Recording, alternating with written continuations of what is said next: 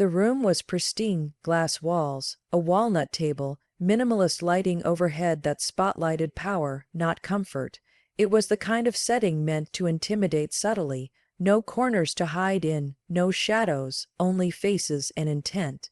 On one side sat the board, crisp suits and curated grins, flanked by legal reps who typed with the quick assurance of people who had done this dance 100 times before. In front of them was the contract, a glossy, bound document thick with legalese and ambition. And across from them sat her dark-skinned, braided hair pulled back, eyes steady, wearing a navy suit not for their approval but for her own authority. She had been quiet for most of the meeting, listening, taking in every word, every slide deck transition, every buzzword, laced pitch about alignment and shared growth. The CEO, a man whose teeth had likely closed more deals than his handshake, kept addressing her co-founder, the white guy. Not out of malice, no, just muscle memory, polite condescension masked as fluency in startup equity. When she finally spoke, it wasn't with hesitation. She didn't clear her throat or preface her words with filler. She simply looked up from the page, one finger pressed lightly against a section on the last quarter of the equity agreement. And she said, "Excuse me, but this clause is a trap." The words landed like a dropped glass in a quiet room. All heads turned. The CEO smile, which had held steady through metrics and market sizing questions, flickered like a motion sensor light, unsure if someone had really entered the room. She continued, her tone level. This clause under Section 9(4), it sets a revesting schedule on employee equity if a funding milestone isn't hit within 18 months. But there's no clause protecting us from deliberate delays. You could hit pause on your own Series B process and trigger this reset. The legal aide looked up, blinking twice. A junior associate began scrolling on their tablet with more urgency. One of the board members leaned forward slightly, adjusting her glasses. "And there's more," she added, tapping the second sentence. "It overrides the standard vesting safeguards for technical founders, which means if I step away from a product-facing role to manage growth ops, my original equity package becomes discretionary. That's not oversight, that's strategy." The CEO opened his mouth, but she wasn't done. "I've seen this before. Different firm, similar language. It's designed to look like protection against underperformance, but it's actually a control mechanism, especially against founders who don't check certain boxes." It was then that her co-founder looked up from his copy, finally registering the tension. "Wait, how would that even work? We hit our growth targets." She turned to him, not unkindly. "It wouldn't matter. They could hold back a bridge round just long enough, delay internal approvals, blame market volatility, then poof, new vesting schedule, reduced equity, new decision rights." The CEO's smile had now become something else. Not anger, something tighter, more calculating. He leaned back, fingers steepled under his chin. "I think we may be interpreting this a bit aggressively," he said, still trying for that casual tone. "This clause is just there to ensure everyone stays committed. Standard language, really." Her eyes didn't leave his. "Then remove it," she said. Silence followed, not the kind that begs to be broken, but the kind that grows, that invites wait, because what had just happened was more than a contractual debate. She had pulled a thread most were too polite, or too inexperienced, to tug. She had spoken a truth, that sometimes the most dangerous language comes in well-crafted, seemingly neutral tones, that sometimes a trap looks just like a handshake. And now everyone was watching him, not her. She didn't raise her voice, she didn't need to. Her tone, sharp and composed, did more than any outburst ever could. The boardroom wasn't used to that kind of silence. Not the silence that follows authority, but the one that comes when someone pierces a layer no one else dared touch. She adjusted her posture, not leaning back, not forward, just centered. Her hand rested near the clause, a calm sentinel. "You might want to reread the phrasing on page 14, subsection D," she said, not looking at anyone in particular. "The phrasing is deliberately vague, but the impact is surgical. A few heads dropped to flip pages. The rustling was almost theatrical. She watched them, not with smugness, but with the poise of someone who had come prepared to be underestimated. She had sat through too many rooms like this, where people smiled too hard and assumed too much. The CEO legal rep was first to try recovering the rhythm. "We appreciate the diligence, but I can assure you, it's not meant to be punitive. It's simply a precautionary measure to ensure alignment with long-term contributions." She turned slightly, eyes narrowing just a fraction. "A precaution for whom?" she asked, voice like ice, not cold for effect, but cold like clarity. "You've drafted a clause that allows the controlling partner to redefine contribution at will. That's not alignment, that's leverage." There was a pause. The kind people fill with blinking and half-formed rebuttals. She wasn't rushing them. She knew how power moved in rooms like this, not in decibels, but in tone, and her tone had just unbalanced the whole performance. One of the junior partners, clearly not briefed well enough to hide in the back, tried to step in. "I think the assumption is that these would be collaborative decisions between parties who trust each other." She smiled slightly, not kindly. "Contracts don't run on trust, they run on consequences. If this clause goes into effect, and I decide to focus more on user retention than feature rollouts, you could call that a shift in contribution and reduce my equity stake." The CEO tried again, arms folding slowly. "We've done this deal structure with a dozen founders. Nobody's had issues." She didn't look away, then they didn't read it, or they didn't think they could push back. A stillness fell again, and this time it was shaped like something new, discomfort.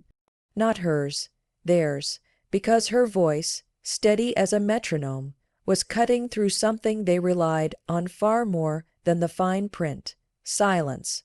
The kind of silence that follows intimidation, the kind they'd gotten used to. "Let's be clear," she said. "I'm not asking for special treatment. I'm not asking for more. I'm asking for the same fairness I'd get if I walked in here as someone else. Someone you didn't assume would smile and nod through a document designed to limit their control." It was surgical, the way she said it. Not dramatic, not emotional, just undeniable. Across the table, the general counsel was scrolling furiously, now reading her copy with less condescension and more caution. Another board member leaned back, arms crossed, lips tight. This wasn't supposed to happen. They had rehearsed their talking points. They had built a script based on assumptions, but her voice had cut through the script like a hot wire through foam. Because she hadn't come to play grateful. She had come to read, and what she read in their language, carefully crafted and twice reviewed, was an imbalance dressed as opportunity, control dressed as incentive. So she had named it, out loud. The room was quiet again, but this time not from dominance. This was the quiet of recalibration, of a game they thought they'd already won being rewritten mid-play by someone who didn't care if she was supposed to wait her turn. She didn't have to explain how she found it. The clause sat there, inconspicuous, buried like a seed that wouldn't sprout until the weather turned. But she had seen it before, in other contracts, under different names, always wrapped in glossy words like incentive, alignment, or performance. This one was called the equity continuity provision. It sounded harmless, elegant, even, but she knew better. She pointed to the middle of the page, tracing the text with her finger. In the event of a funding delay exceeding 180 days, or upon material change to founder role expectations, initial equity disbursements may be subject to board discretion. That's the line. That's the one you slipped in. No one responded immediately. The room processed slowly, pretending it hadn't heard her, hoping she might move on. But she didn't. She let the silence do its work, what it actually means. She continued, "Is that if you decide we're not hitting funding milestones on your schedule, or you simply claim my role has materially changed, you can reset my vesting clock. Or worse, claw back equity altogether. That's not just aggressive, that's predatory." The lead legal partner shifted in his seat. The CEO tilted his head slightly, like someone trying to remember if he'd left the oven on. It's a flexibility clause, he offered carefully. It's there to protect the company's ability to pivot if necessary. She tilted her head right back. No, it's there to protect your ability to remove a founder without honoring the original equity agreement. The weight of the accusation hung in the air. It wasn't hypothetical. She had read enough contracts in her career to know exactly what kind of situation this clause was designed for: the quiet sidelining, the strategic squeeze, the erasure of a technical founder who no longer fit the new image being pitched to future investors. She reached into her folder and pulled out a marked-up copy of the contract, her version, yellow highlights, red ink, margin notes. She held it up like evidence. This isn't standard, and you know it. I compared it to 3 other series of term sheets from your previous deals. This clause is new, custom, drafted. A pause. The associate to the CEO left leaned in to look. The expression on his face changed recognition, then concern. He hadn't known, or maybe he had and hoped no one else would notice. Look, said the CEO, trying to smooth things over. If it's a matter of clarity, we're happy to rephrase. No, she said, not missing a beat. It's a matter of intent.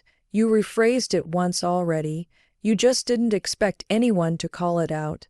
That landed. Even the air felt heavier now, like the glass walls were pressing in. One of the senior partners finally spoke. What are you proposing? Remove the clause entirely, not a rewrite, not a clarification. Strip it out, or this conversation doesn't go any further. It wasn't a bluff, her tone made that clear. There was no threat in her voice, just certainty. Like someone stating a boundary, not making a demand. She tapped the page once more for emphasis. Because if it stays, then you're not looking for partners.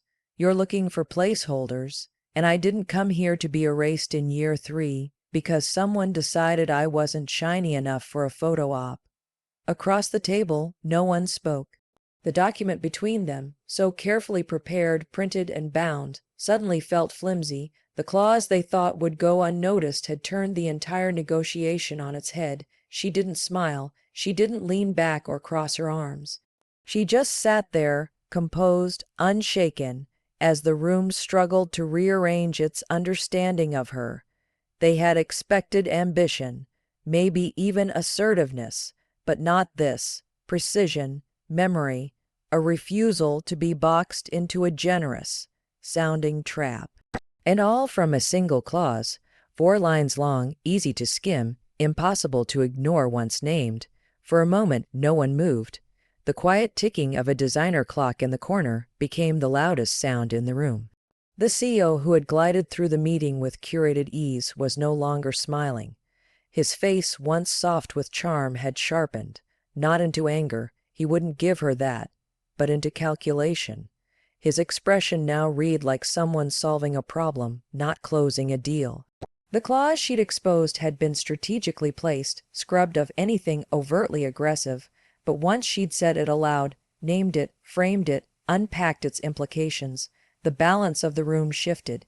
Everyone could feel it: the board members, the legal aides, even her co-founder, who now sat up straighter, rereading the contract as if he might find more traps hidden in plain sight. The legal team was first to break the silence, stumbling through an attempted recovery. We'd be happy to revisit the language if there are concerns, one of them offered, her voice rushed defensive. It's a flexible framework, not a rigid trigger, just a way to ensure all parties are aligned through future rounds. But that argument had already withered. The illusion of fairness had cracked, and behind it, the reality of control was exposed. What they were offering wasn't flexibility. It was a loaded lever, designed to be pulled quietly later, when the stakes were higher and options were fewer. She looked at them evenly. It's not the wording, it's the power structure. You wrote yourselves a backdoor to override my role and cut my stake without cause. That's not oversight, that's premeditated. The CEO finally leaned forward, elbows on the table, fingers steepled. His voice was lower now, not quite friendly. Let's not overstate this. We've made concessions across the board. This deal is competitive, She didn't flinch. It's only competitive if everyone has the same protection. You've built in safeguards for yourselves at every level. Drag along rights, founder replacement terms, board majority clauses. But this one is about control and who gets to keep it. He held her gaze for a second too long. Not because he didn't know what to say, but because he was recalibrating. Up until now, he'd played this by the usual rules, assuming that appearance of equity was enough to pass inspection, that politeness would keep uncomfortable truths from being said out loud. But she hadn't played along. "You're reading this with a lot of suspicion," he said finally. She shrugged. Experience, not suspicion. The room was shifting around her now, not just in tone, but in dynamic.